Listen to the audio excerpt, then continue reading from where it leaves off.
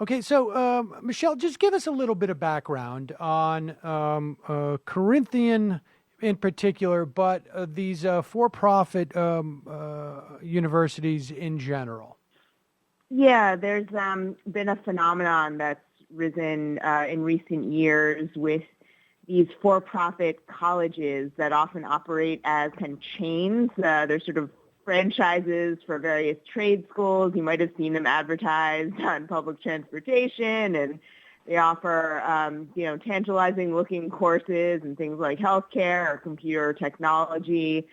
And they cater to a class of students who are probably like not all that savvy about their educational options and are often very prone to falling into debt. And what these schools have done is rope these students who are often, lower income, returning students maybe, like adults going back to school. A lot of them are veterans. And they rope them into these deals where they sign up for these courses and they get essentially a worthless education. Often it's done sort of online, like a correspondence course kind of thing. And they end up saddled with debt. Oftentimes they end up with no diploma or a totally worthless diploma. And recently the schools have been so scandalized and so overburdened with, over-leveraged financially that a lot of the chains have just collapsed. And Corinthian was one of them. And when they collapsed, they took a bunch of their students with them. So the students have no diplomas. They have basically nothing to show for all the money they invested.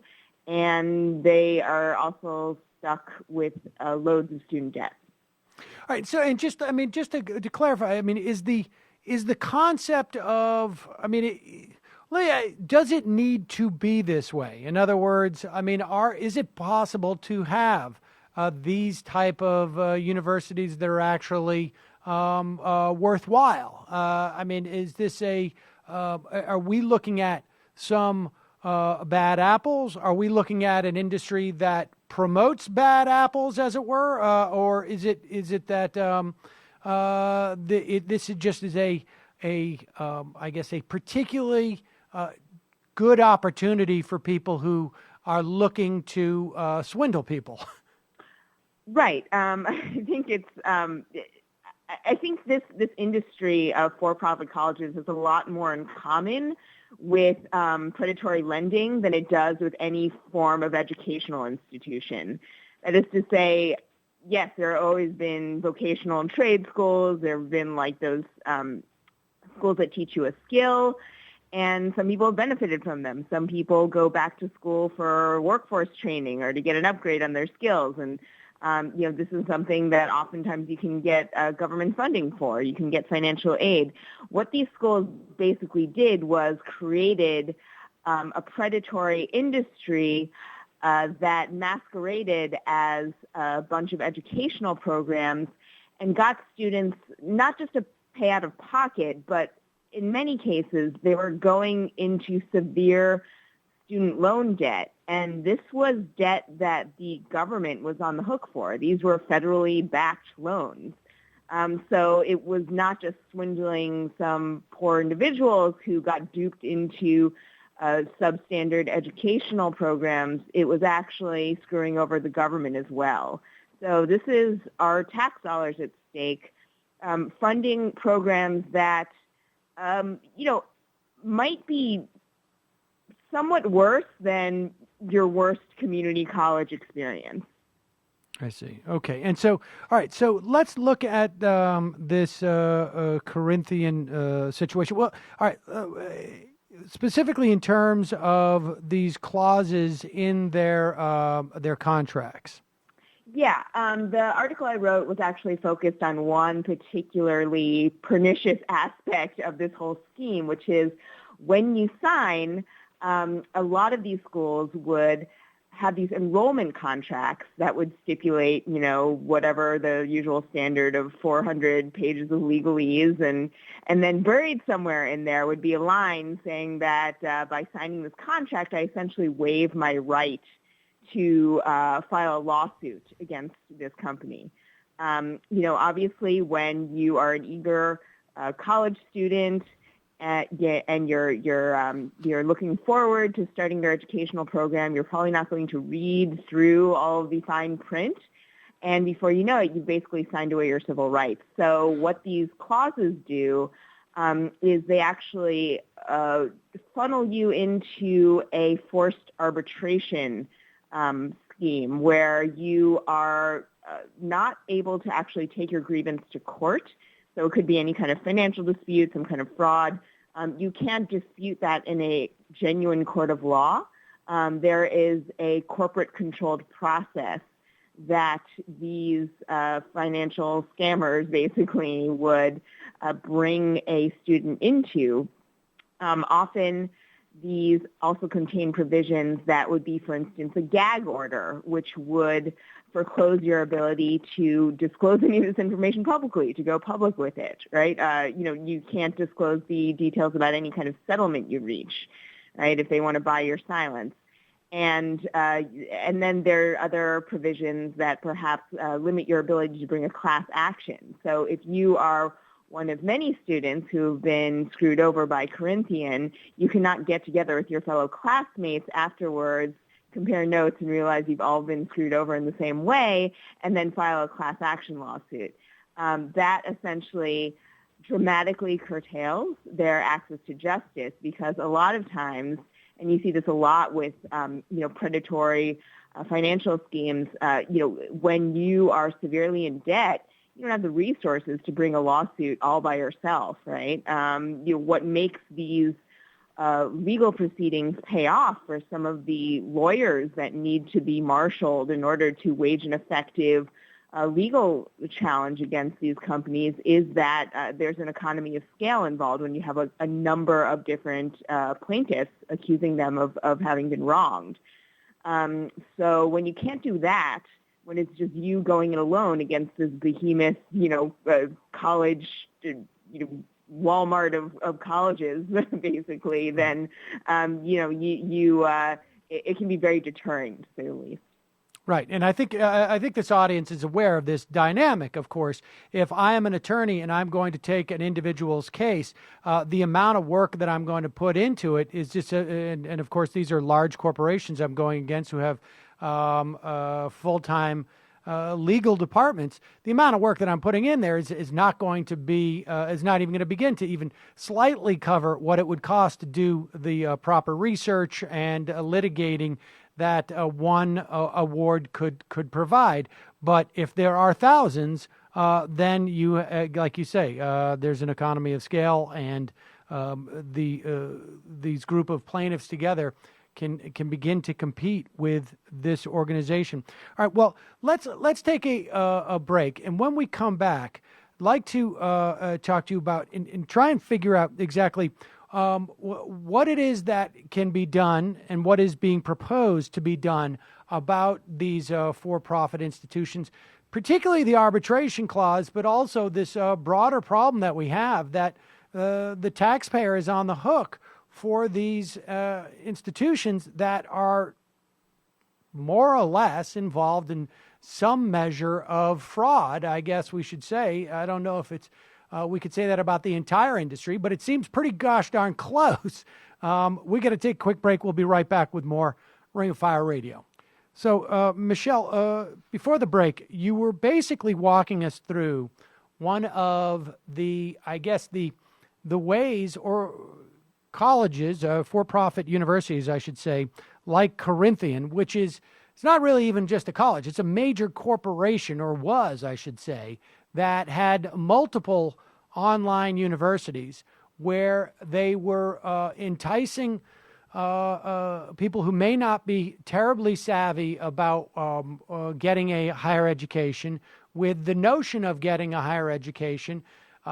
People would go into large amounts of debt, largely government underwritten loans.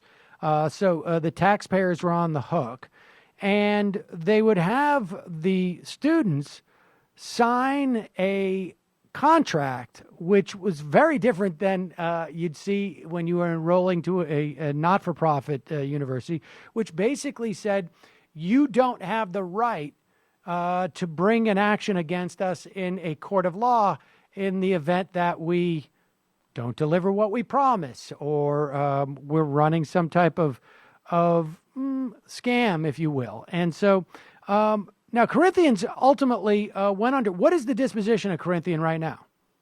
I believe they are in dire financial straits, and after being the subject of several government investigations, I think they're effectively kind of just defunct right now. It's kind of the students who are stuck in limbo, so they're kind of holding the bag. The article that I wrote kind of details a plan by the Department of Education through their direct loan program to offer some measure of compensation, not really legal redress against the company, but at least help them undo some of the financial debts that they've accrued and maybe, get out from underwater. So at least they're not the ones, stuck with the bulk of the burden of the fraudulent schemes of the schools. So this is defense to repayment. Is that what it is? This is yeah. I mean, that's kind of the main sort of legal mechanism that the Department of Education is using right now. There's kind of this obscure clause embedded in the law that kind of dictates how federal funding for education is used, and they're kind of building on that mechanism and building out a sort of bureaucratic process that will allow students to apply for retroactive relief. So for the students who can prove that they've been screwed over by Corinthian, they might have some way of getting some recompense via the Department of Education. The Department of Education, to its credit, has, it only took them, a couple years, but after some pretty fierce campaigning from grassroots anti-debt activists, they were able to pressure the Department of Education to open up this process. And now they're trying to make it more extensive and, I guess, streamline the process for all these aggrieved students. But it should be added that they're not exactly making it easy. There's still some significant barriers to the application process, and the debt collective, which has been one of the groups that have been mobilizing former students against this industry. They have sort of been at the forefront of efforts to make the process more open, more transparent, and I guess more timely, because in a lot of cases these people have been sort of drowning in debt for months, if not years. And so this proposed rule, which would not quite ban these arbitration agreements outright in the context of for-profit schools, but would do what? It would mitigate them, or it would limit the number of areas in which arbitration would kick in. What is the essence of this proposed rule? Right. In going forward, they would mandate that any school that is tied to federal Department of Education funding in any way could not use these enrollment contracts and embed this kind of deceptive language. Retroactively, they are providing relief to students who have been victims of these contracts in the past. So if you have been scammed by a contract that was sort of foisted upon you with deceptive language or using fraudulent tactics by a company, and you can prove that you are the victim of, I guess, sort of a deceptive marketing in some ways, then you may be entitled to relief.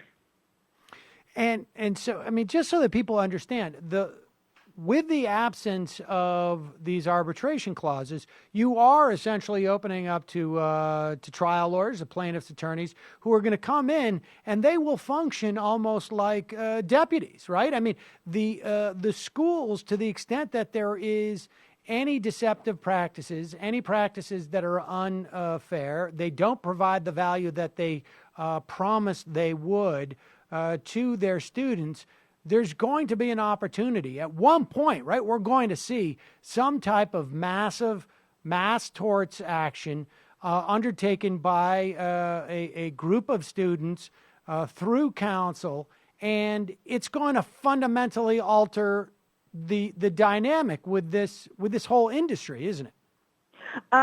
If they can actually get together a legal suit against these schools, then I think yes. I think it depends on how the individual contracts are structured, because I know that the Department of Education is trying to provide some financial relief.